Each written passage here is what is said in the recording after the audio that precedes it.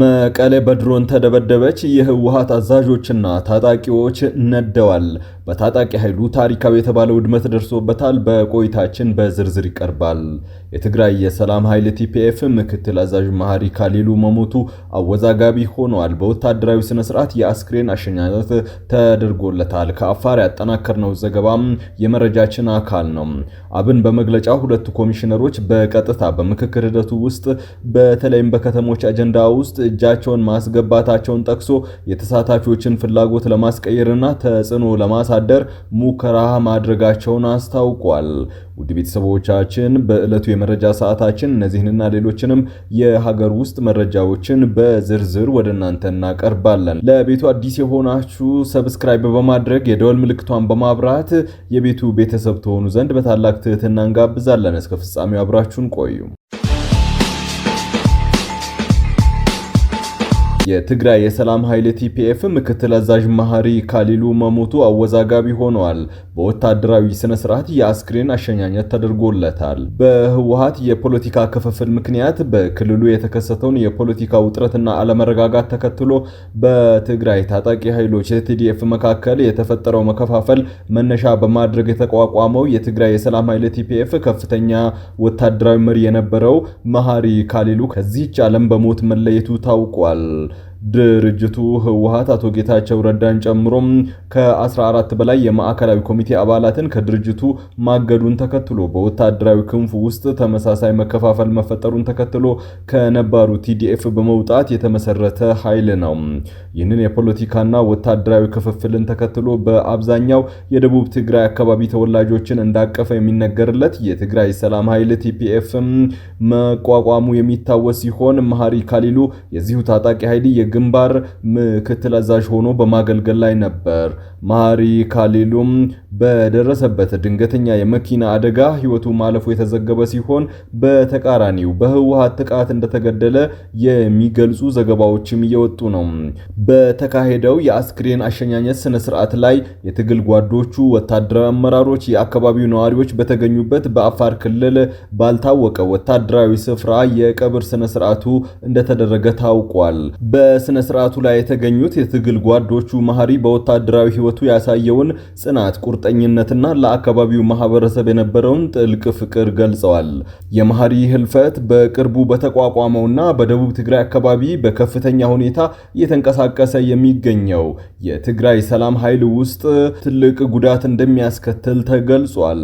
የቀብር ስነ ስርዓትና የአሸኛኘት መርሃ ግብሩ በሰላማዊ ሁኔታ የተከናወነ ሲሆን የድርጅቱ አመራሮች ለአስክሬኑ ወታደራዊ ክብር በመስጠት ሸኝተውታል። 34ኛ ቀኑን በያዘው ሀገራዊ ምክክር ጉባኤ ላይ በአጀንዳዎች ላይ ውሳኔ የተሰጠ ያለው የድምጽ አሰጣጥ ሂደትን በተመለከተ አግባብ አለመሆኑን 3 የጉባኤው ተሳታፊዎች ለኢትዮጵያን ኢንሳይደር ተናገሩ። በጉባኤው ላይ በመመካከርና በታዛቢነት እየተሳተፉ ያሉ 2 ግለሰቦችም ይህንን አረጋግጠዋል። የኢትዮጵያ ሀገራዊ ምክክር ኮሚሽን ያዘጋጀው ሰነድ በአጀንዳዎች ላይ ውሳኔ የሚደረሰው በየደረጃው ያሉ ተሳታፊዎች ከ70 እስከ 75 በመቶ ድጋፍ ሲሰጡት እንደሆነ ያስቀምጣል። ኮሚሽኑ የዘረጋው ይህ የውሳኔ አሰጣጥ ስነ ስርዓት ግን እስካሁን በየደረጃው ባሉ የቡድን ምክክሮች ላይ ተግባራዊ የተደረገ አለመሆኑን በተለያዩ አጀንዳዎች ላይ የተመካከሩ የሚገኙ ተሳታፊዎች ገልጿል ሲል ነው ኢትዮጵያን ኢንሳይደር ዘገበው። የፌደራል ከተሞችን በሚመለከተው አጀንዳ ስር ሲመካከሩ የቆዩት የወለኔ ህዝቦች ዴሞክራሲያዊ ፓርቲ ተወካዩ ኮሎኔል አለማየሁ ኃይሌ እርሳቸው በነበሩበት ቡድን የጸደቀው ሐሳብ በድምጽ ብልጫ ሳይሆን በመግባባት እንደነበረ ለኢትዮጵያን ኢንሳይደር ተናግረዋል።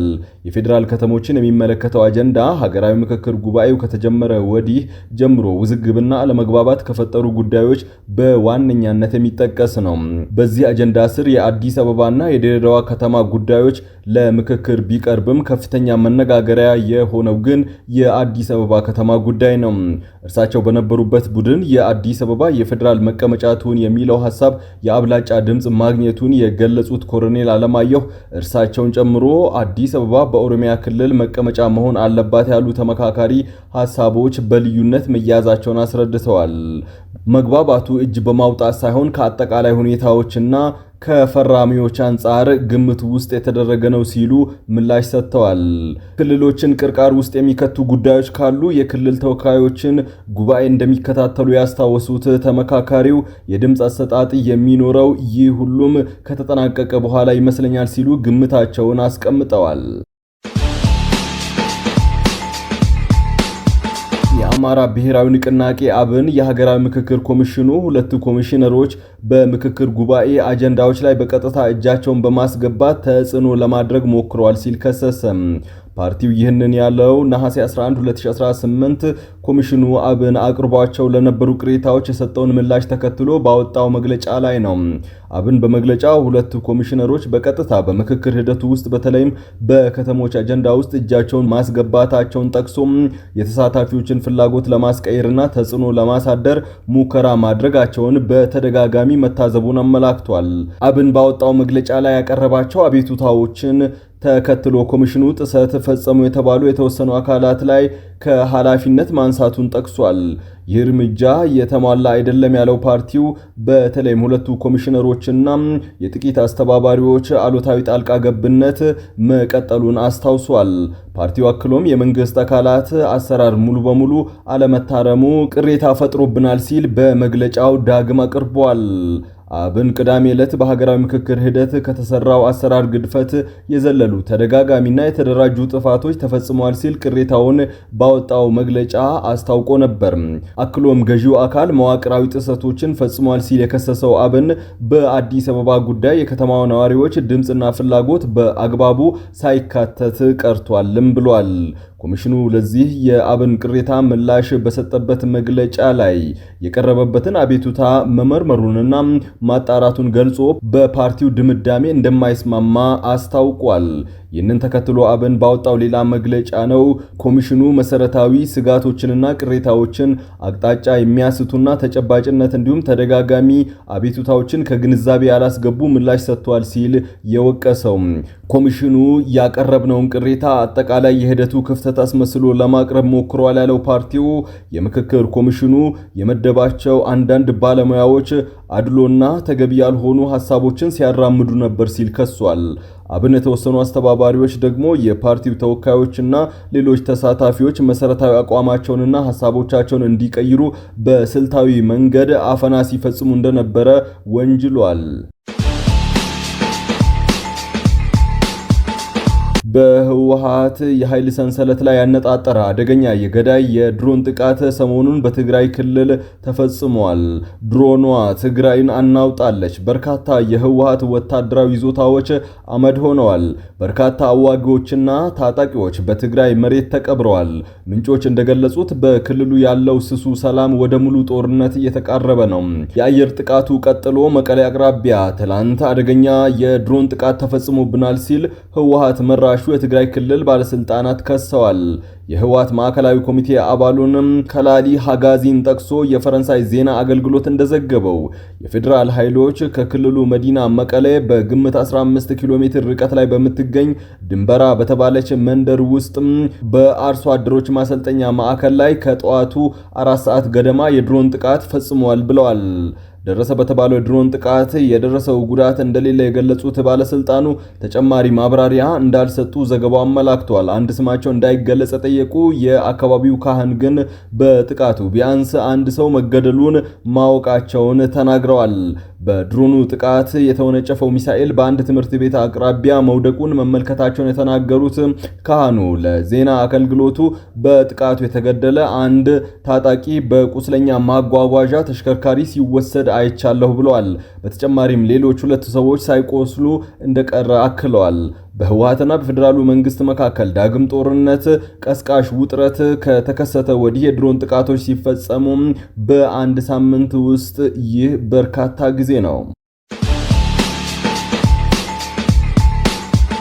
የአሜሪካ መከላከያ ቡድን በኢትዮጵያ መከላከያ ሰላም ማስከበር ማዕከል ስልጠና መስጠት ጀመረ።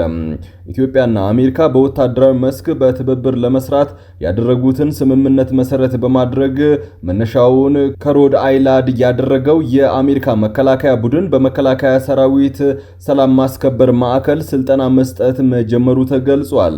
መከላከያ ሰራዊቱ እንዳስታወቀው ስልጠናው ነሐሴ 11 ቀን የተጀመረ ሲሆን በወታደራዊ ተልእኮዎች ወቅት በሰብአዊ መብቶችና ዓለም አቀፍ ወታደራዊ ሕጎች አጠባበቅ ዙሪያ የሚያጠነጥን ነው። ኢትዮጵያ ለቀጠናው ሰላም የተጫወተች ላለችው ሚና በርካታ ሀገራት በመሰል ስልጠና ዘርፍ ትብብር እየሰሩ ነው ያለው መከላከያ ሰራዊቱ አሜሪካ ከኢትዮጵያ ጋር ባደረገችው ስምምነት መሰረት የተለያዩ ስልጠናዎችን በሁለትዮሽ ትብብር ለጋራ ተጠቃሚነት እየሰጠች ትገኛለች ብሏል።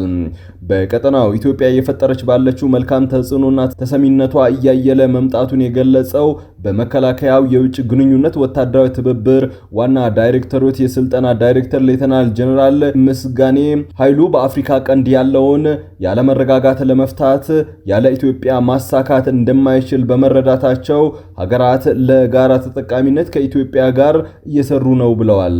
ሀገራቱ ስልጠና መስጠት ብቻ ሳይሆን እኛ ጋር ያለውን የካበተ ልምድ ይወስዳሉ ያሉት ዳይሬክተሩ የተጀመረው ወታደራዊ ስልጠና ኢትዮጵያ በአፍሪካ ህብረትና በሌሎች ሰላም ማስከበር ተልእኮዎች በምትወጣባቸው ግዳጆች በተለይም በፈንጅ አወጋገድና በወታደራዊ እንቅስቃሴዎች ወቅት በሰብአዊ መብትና ዓለም አቀፍ ህጎች አጠባበቅ ዙሪያም አዲስ ዕውቀት የሚፈጥር ስልጠና መሆኑን ተናግረዋል። አሜሪካ ከኢትዮጵያ ጋር በቅርበት እየሰራች መሆኗን የገለጹት የስልጠና ልዑኩ አስተባባሪ ሌተናል ኮሎኔል ዘካሪ ማካርተር በአፍሪካ ቀንድ በተለይም በሶማሊያ ሰላምና መረጋጋት ኢትዮጵያ ግንባር ቀደም ሚና እየተጫወተች ነው ብለዋል። ሌተናል ኮሎኔል ዘካሪያ ስልጠናው ሁለቱ ሀገራት ወታደራዊ ተግባራትን የበለጠ ውጤታማ በሆነ መንገድ ለማቀድና ለመወጣት እንደሚያግዝ ጠቅሰዋል ብለዋል። ውድ ቤተሰቦቻችን በመጨረሻም የዕለቱን የውጭ ሀገር ገንዘቦችን ዕለታዊ የምንዛሬ ዋጋ ወደ እናንተ አቀርበን ፕሮግራማችንን የምናጠቃልል ይሆናል።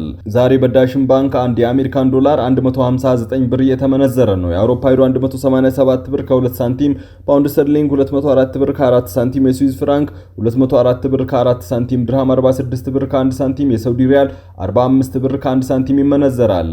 በአቢሲኒያ ባንክ አንድ የአሜሪካን ዶላር 159 ብር ከ4 ሳንቲም፣ ፓውንድ ስተርሊንግ 212 ብር ከ1 ሳንቲም፣ ዩሮ 186 ብር ከ3 ሳንቲም፣ የስዊዝ ፍራንክ 196 ብር ከ6 ሳንቲም፣ ድርሃም 44 ብር ከ7 ሳንቲም፣ ሪያል 44 ብር፣ የቻይና ዩዋን 23 ብር ከ4 ሳንቲም ይመነዘራል። በህብረት ባንክ አንድ የአሜሪካን ዶላር 160 ብር ከ4 ሳንቲም፣ ፓውንድ ስተርሊንግ 212 ብር ከ9 ሳንቲም፣ ዩሮ 187 ብር ከ9 ሳንቲም፣ የስዊዝ ፍራንክ 196 ብር ከ6 ሳንቲም እየተመነዘረ ነው።